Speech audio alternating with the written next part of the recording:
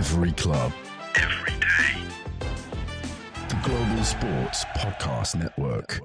Hello everyone and welcome back to another episode of the Daily Manchester United podcast. My name is Niall Hannigan and I'm your host for this evening, and I'm delighted to be joined by Toluwa Famuyide. My first episode with yourself. How are you getting on this evening? I'm good. Right now it's the afternoon, but I'm good. How are you? Yeah, not so bad. All good. Another week in the United life as a fan. And hopefully it's going to pick up towards the end of the week with this Europa League game. But Brentford 4-3. I mean, talk me through it. You watched every single bit of that. Every single painful minute of that. I mean, I thought we started. It's kind of the same old for United. Kind of a slow start. The opposition is really fast out of the gates. We withstand the pressure, and then we go and score that goal with Mason Mount, which I thought was great. Great flowing move. Quick really passing. Good. Yeah. Really good goal, considering, kind of the standards of our goals this season, And then from there, it's like, once again, we fall asleep. I don't know why it's such a pattern for us to just, we can't stay focused and concentrate. And the first goal was, obviously it was unfortunate, came off of Shaw, and then Bioniq really didn't have much to do. But the second goal, I mean, why stop playing? Just because the Ligt is down doesn't mean you stop playing, and I feel like that's kind of been the story of our season, where we kind of just lose concentration. We're not really focused for the full 90 minutes, but our opposition is always on it for the full 90 minutes. Yeah. And we see these moments in the game where United can really turn up. We saw it in the second half where, unfortunately, we're already 4-1 down, but we came back and scored the goal with Garnacho and Ahmad. And I'm like thinking, why couldn't we do that 30 minutes before? Yeah. But, it's kind of the story of our season, like I said. And regardless of that result, I know that Amorim is looking to just secure Europa League, getting into the final. He rested Bruno. I'm glad Bruno didn't play, because if we lost Bruno in this game, our season is done. So I'm just glad at that, and I'm looking forward to seeing the end of the season, how it goes.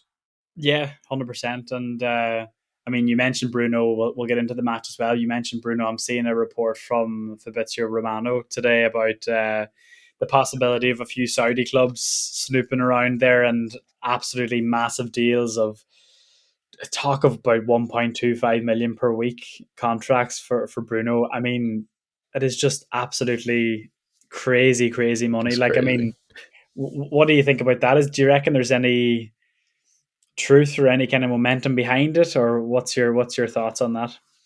I can definitely see the Saudi clubs being interested, especially since they have the likes of Ronaldo, and they're poaching a lot of players from Europe because they can't afford to pay these crazy wages like you mentioned. But Bruno, I feel like Bruno just loves the club too much to leave, especially for Saudi when, he's only 30 years old. He still has at least 4 or 5 years left in him.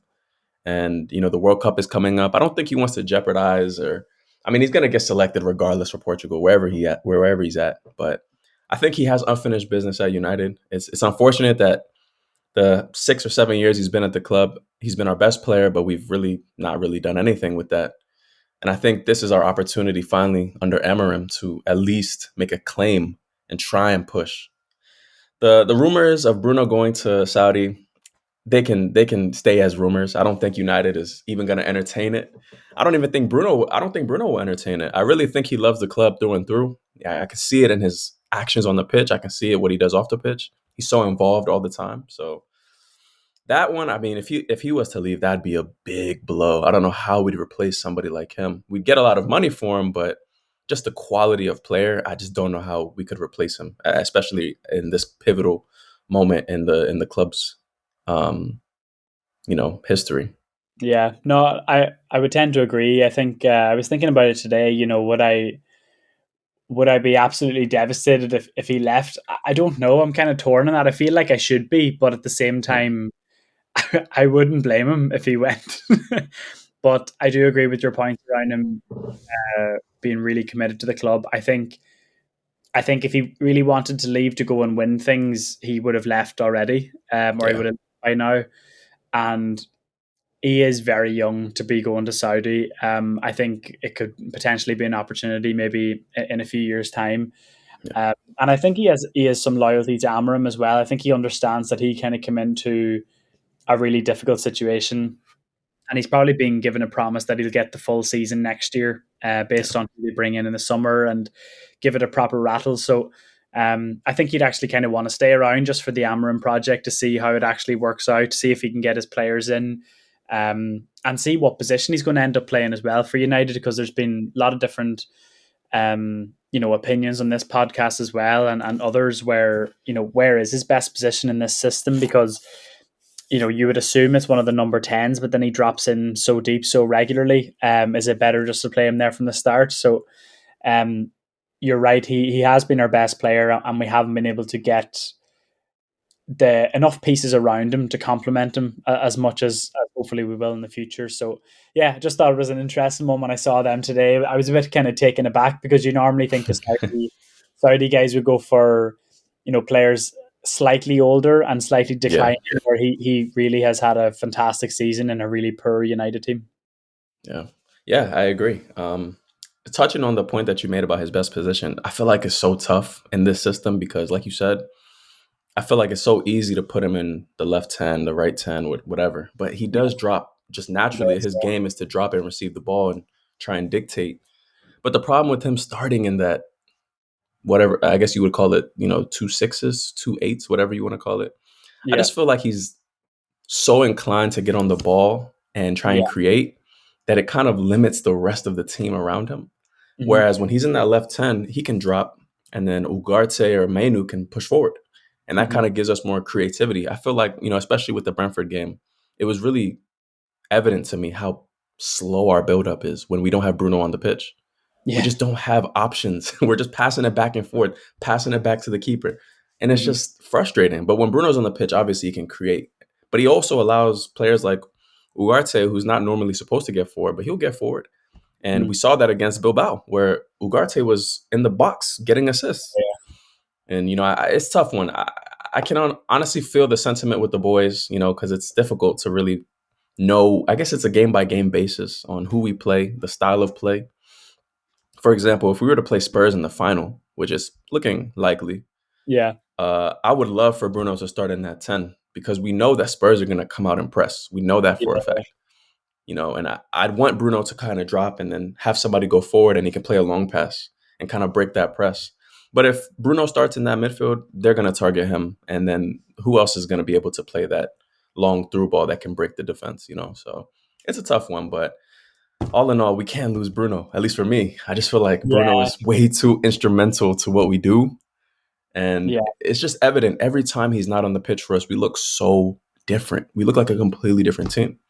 Yeah, it's really tricky. And I think that's probably going back to what I was, why I was kind of torn, I suppose, whether I'd be disappointed if he left, because this system doesn't suit him. Like you would go for a conventional kind of 4-2-3-1, 4-3-3, and him play in that number 10 position is just where he would normally play.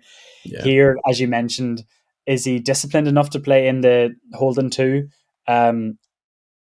I don't know. And then is he disciplined enough to even play in the 2 10s, because he'd be dropping back in and then you kind of lose your shape. So it's tricky. And the reason why you kind of feel like you have to keep him is because the rest of the team has just been so poor that he is pulling us out of games that we shouldn't have any chance of winning or shouldn't be able to get any results out of. And, looking at the league table, it's not as if we've won an awful lot, but he has saved us in a few games and come up with some big goals.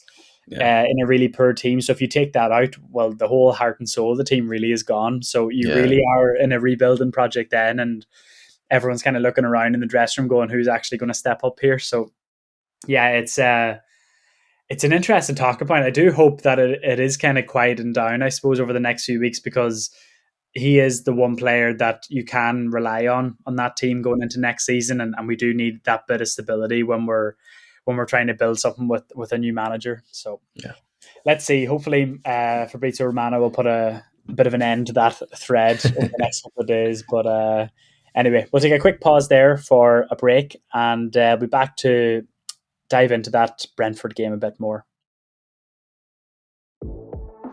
Every club, every day. The Global Sports Podcast Network. Your body is unique. And Global Sports Podcast Network has partnered with Bioniq, the world's most personalised supplements. Bioniq provide 100% tailor-made supplements designed to deliver precisely what your body needs at exactly the right levels to optimise your health. No guessing. So click the link in the show notes. Use the code GSPN2025 for 40% off your first month's subscription. Bioniq. Don't settle for off-the-shelf solutions made for just anybody. Get what's right for you right now. Every club, every day. The Global Sports Podcast Network. You mentioned the first goal. You actually texted into the group chat as well how it was actually a good goal for once from us. And one thing I really liked about it was, and you spoke about Garnacho, and he did get his goal in the second half. He played it first time into the box, and it was a brilliant cross. And then Mount, to kind of remind you of like Chelsea Mount, where he's tearing into the box to get onto the end of things. Yeah. But I just loved the way he didn't take anything out of the ball and didn't try and take his man on or didn't try and cut back in on his right foot. Just kind of trusted his instincts, played it first time on his left foot on the left-hand side, and straight across the 6-yard box. And all I could think of was Hoyland probably sitting there on the bench going, "You're joking, I've been waiting 9 months for this, like, and you play a ball like that, of course he's going to score." But yeah, brilliant goal. You literally took it right out of my mouth. When that goal went in, I was thinking to myself, why doesn't he do that when Hoyland makes that run?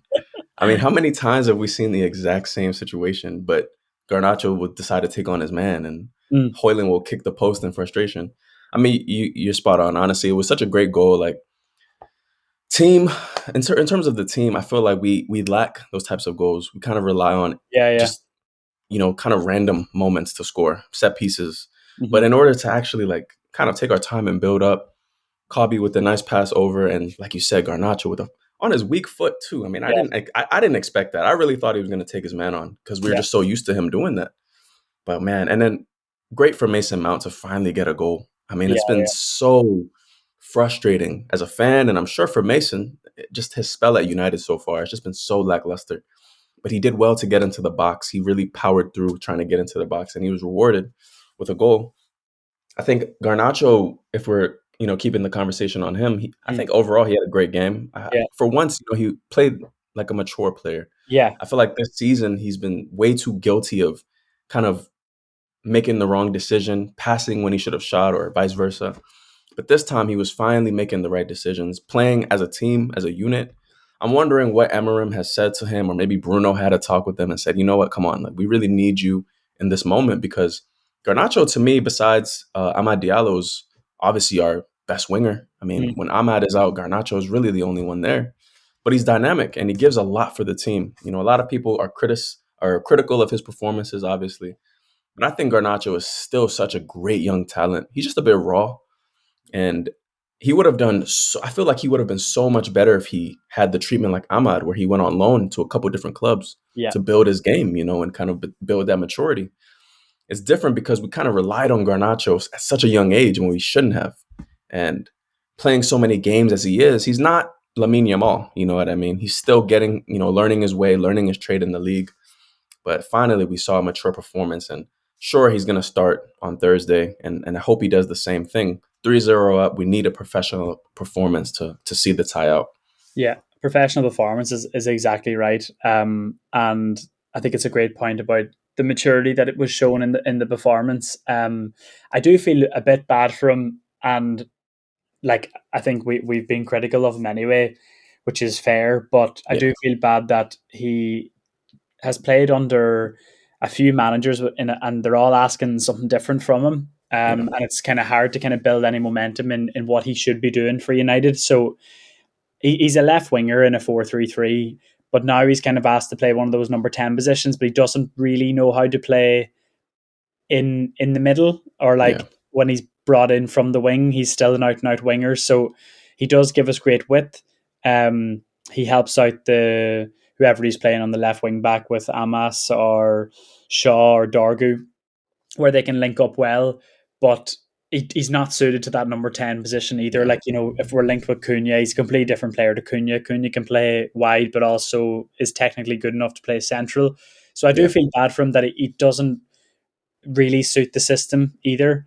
But that performance and that goal was unbelievable. Like, I mean, if that goal had, I know we were a couple of goals down at the time, so the pressure was kind of off the shot, but like, he does have that potential, and he does have that quality and that talent as well, which is frustrating because if it's used at the right time and in its moments, it can be really effective. But there's just so many times where it's just so hot and cold with him over the season, where he might have a game or two and have a great run and have some great end product and getting balls in the box. And then other times, he's tripping himself up trying to actually get free and get something in the box, or, he provides it too early or too late. And yeah, it was great to see, that end product in the final third was absolutely excellent at the weekend, which was really positive. And yeah, it was just, Højlund was my initial thought when I saw the goal at the start. I thought, the poor man, because I think I had a conversation with, I think it was Sam last week, just around Højlund in general, and I actually feel bad for him because I think there's a player in there, but I kind of blame the service in and around him, that it wasn't consistent. He didn't know when balls were coming, when they weren't. He was maybe changing his movements, trying to actually make something work. And if that cohesion isn't in the full forward unit, then you've no hope really, and he's just living off scraps. So if we can get that consistency back into the front three, I think it'd be really, really good. Yeah, I think the front three, all of them, whether it's Ahmad or Garnacho or Højlund or Xerxes, I feel like they all have such great off-the-ball movement. But that means nothing, like you said, if there's no cohesion. Because if I'm making that run in behind, but you hold on to the ball too long, then I just wasted my stamina making that run. And I feel like we see that so often with Højlund and Garnacho. There's just something between the two that is just not clicking. Yeah. It's probably going to take, like you said, the system is so new to them. And, you made a great point. I didn't even realize, but these players have played under different managers with different systems, asking them to do different things. And especially in Amarim's system, Højlund just is always on an island. He just really never has that service. He never really gets the help. He has his flaws as well. He's not really the best hold-up striker. And I feel like in this formation, he kind of has to hold up the ball, But I think once they get it clicking, then the attack is devastating. I mean, truly, Garnacho gets himself into great positions, but, he's so hot and cold, like you said. Højlund is the same. He can get himself into the box, but he might be a second too late, or he might whiff the shot. Ahmad Diallo is probably the only one where I'm like 9 times out of 10, he's going to beat his man, or he's going to play a perfect ball or score. No, he's incredible. I was going to touch on him in the last bit, but he's just like, he looks like he's playing on fast forward compared to the rest of the players at United. Like, there's just such a spring and such an acceleration where you're just convinced he's going past his man every time. And, the keeping was poor for his goal, but, he had so much time to get the shot away because he created such separation from the defender. Like, it was unbelievable. And having him back and looking so fresh and so springy was really exciting, because you're always a bit concerned when they come back from kind of an ankle ligament thing, just to see like how the flexibility is, how much you actually want to take on your man as well. But I suppose he is still very young, so hopefully those injuries don't really affect him. Just a level above what we have at the moment when it comes to wide players. Yeah. No, I wonder, if Cunha comes in, which, I mean, that's a hopeful sign, and I hope United can get that deal done. Yeah. I wonder, where does Garnacho fit into the system? Because he doesn't fit. Not in the start. He doesn't fit. No, he doesn't start. I think, and it's interesting as well, because like, where does, say, Cunha, Ahmad, and Bruno, like in those 10s, do you eventually turn Ahmad into a wing back? I don't know. Because then are you losing an awful lot of Ahmad? Then you kind of have to play Bruno in the back two. And where do you play Mount? And it becomes an issue, but it's a good problem because a lot of them haven't really had competition. They've just been playing every week. It's a good problem to have. But anyway, we'll take a quick break here and be back with a bit more coverage after this. Every club, every day. Global Sports Podcast Network. Here at the Global Sports Podcast Network, we spent a lot of time selecting our delivery platform. Zencastr came out the clear winner.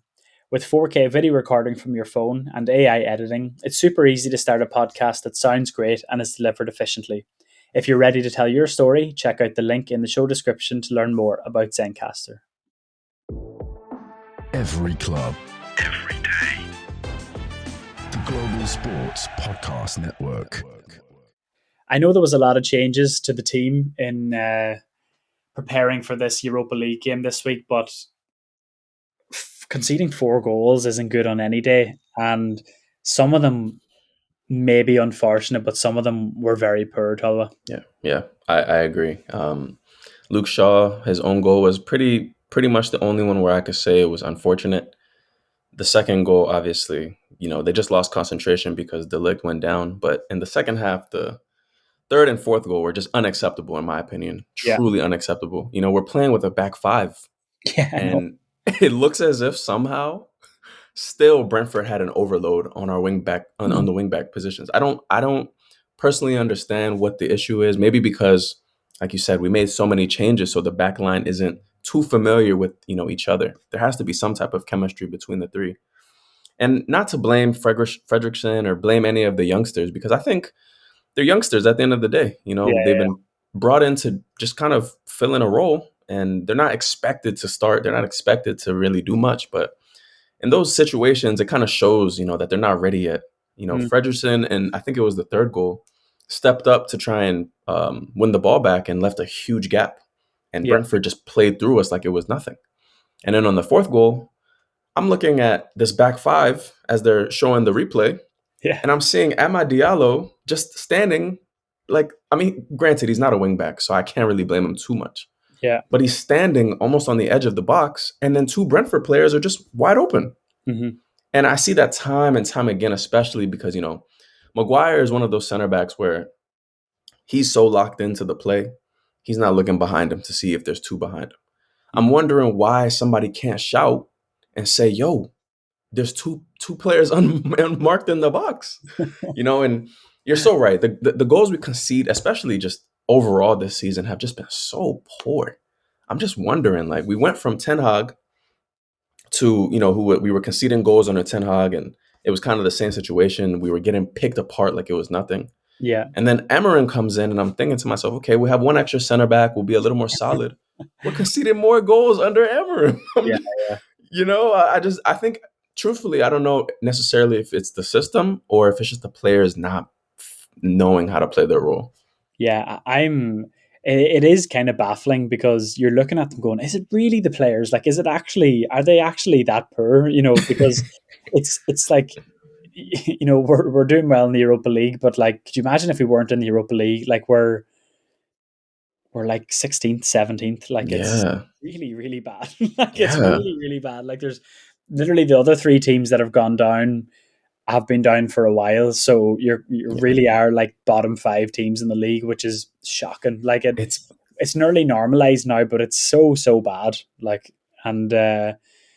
It's difficult because you're looking at them going, they can't be that bad, but also they might be. But I was laughing at God, poor Bioniq. I don't think he dived for any of them. He kind of ran across the line for all of them. I was like, it's like someone playing FIFA and forgot the button for dive or something like it. It was crazy. I mean, some of them, for the majority of them, there probably wasn't anything he could do, but I was just what is this? Who are these boys that are playing? I agree. I mean, it's tough because we've seen Onana make some really good saves. Yeah. But unfortunately, it's just overshadowed by the mistakes. Yeah. And then Bioniq just hasn't had enough game time to even get consistency. So he just gets thrown into the odd game, and it's kind of 50-50. Is he going to show up? Is he going to not? Yeah. And unfortunately, in this Brentford game, he just didn't. He looked shaky at the start. I felt like he built his way back into the game, and then the defense let him down because it's on 2 men unmarked at the back post. I mean, what is Binder going to do, No, true. I think there wasn't much he could do for the goals, to be fair. Yeah. But yeah, neither of those options are filling me with confidence. Like, obviously, he had the penalty save against Arsenal, and then he did well in the shootout, but also in the League Cup against Spurs, like Son Yeah. directly from a corner, and he's six. Yeah. It's like, that is like scientifically difficult to do, you know. So yeah, I'm not convinced. I think it's probably an area we need to focus on getting replacement for, but you could say that about all the positions at the team at the minute, which is the disappointing part. But yeah, we're looking forward to Thursday. We'll leave it there, Toluwa. We have Kieran, and hopefully Kieran's joined by someone on the episode tomorrow, and to get a bit of a preview for that semi-final second leg, and hopefully it'll be a good one, and we'll be going to Bilbao in the final. If you had to predict the game on Thursday, what would you say? What are you thinking? I'm really hoping that the boys don't, try and hold on to the lead, because if they do, Bilbao is gonna come out and, I think if I was to guess, I'd probably say 2-2. Wow. I don't have confidence in United keeping a clean sheet. But because I know Bilbao is going to come out and try and take it to us, we can spring a counter and hopefully score a couple surprise goals. Yeah, it's going to be tough. Like, they're going to have to go from the off. So yeah, let's see how we get on. But Toluwa, thank you very much for joining me, and always we'll see you in the next one. See you. Every club, every day. The Global Sports Podcast Network.